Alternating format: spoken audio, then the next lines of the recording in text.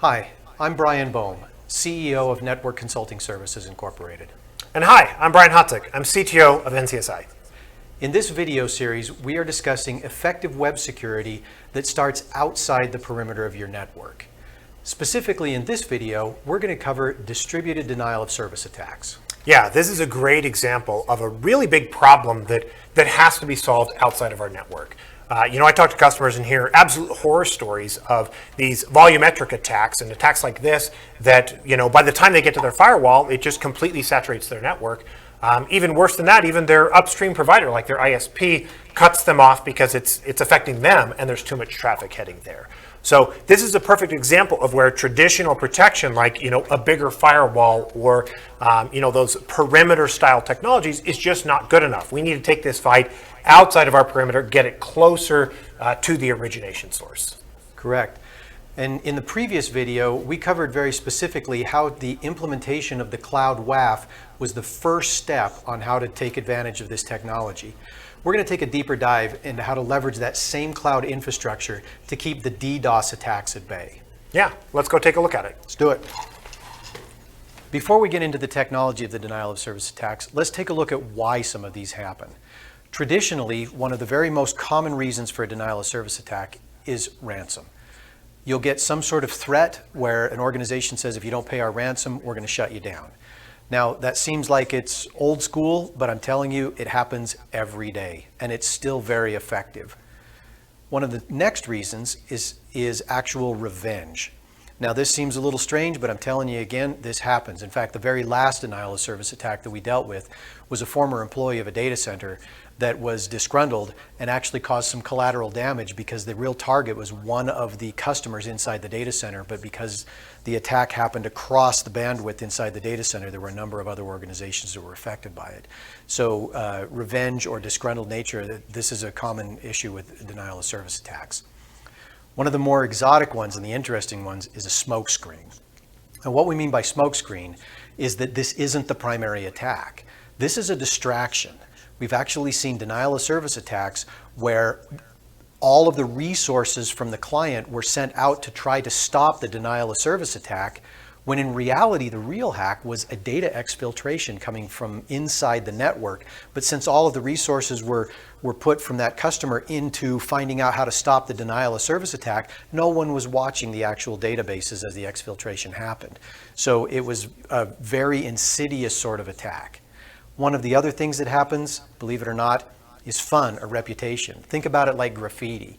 Someone who wants to have the reputation of saying, yes, I'm earning street credit, I'm actually attacking this, I'm showing that I can do it, and if I get my name associated with it, I could be a valuable resource as a hacker coming through. So they may not have anything against the organization that they're actually attacking, other than they want to get street credit or additional reputation.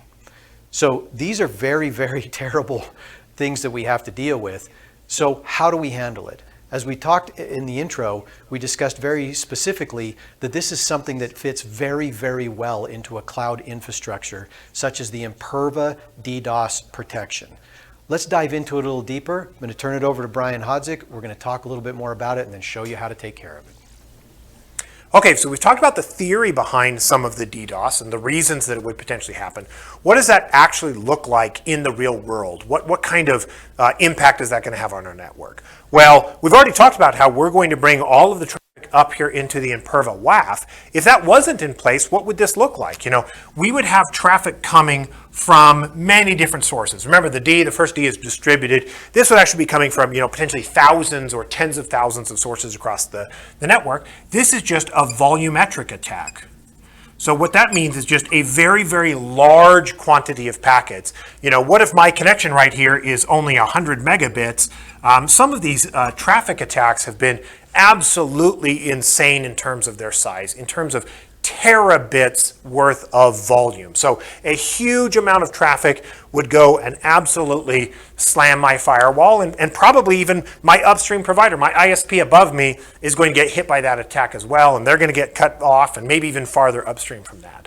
So that's the problem. How can we solve this with our Imperva Web Application Firewall? Well, remember, we're sending all of the traffic first and foremost up to the Imperva WAF to start with. So users and workstations out there in the world don't even know about our firewall. They don't know that it exists. And so when they go to attack it, all of that traffic is going to be sent up here into the Imperva Web Application Firewall. They have a huge global presence of points of presence out there and can handle many, many terabits worth of traffic. So what we're going to do is we're going to send all that traffic up here. It's going to recognize that it's a DDoS, and it's going to, block all of that traffic and, force CAPTCHA on the ones that we think are bots and things like that. So now what happens is only the clean traffic is going to come down on-site to my firewall and then over to my servers. So it is all going to be cleaned and scrubbed much closer to that source traffic. And that's just a volumetric attack in terms of we're talking about quantity. There's lots of other types of DDoS attacks, but having this point of presence up here, clean that up first, that's almost always going to protect me. There's one last kind of problem that we have, though. People will say, well, that's great and all. You got this DNS server and it's pointing at your web server. What about other things? What if I have something that runs off here that is a, I don't know, maybe it's SIP or some other kind of network connection that's not HTTP? How do I protect against that?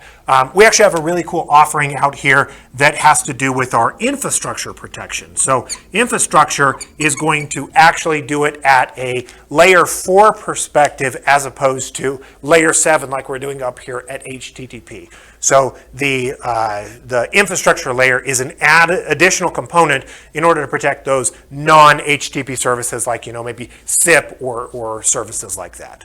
Okay, now that we've talked about the theory behind it, let's go jump onto the console and kind of see this in action. All right, so enabling DDoS protection is incredibly easy inside of the Imperva Cloud WAF. We've already onboarded the website. We've turned on various functions inside of the Web Application Firewall.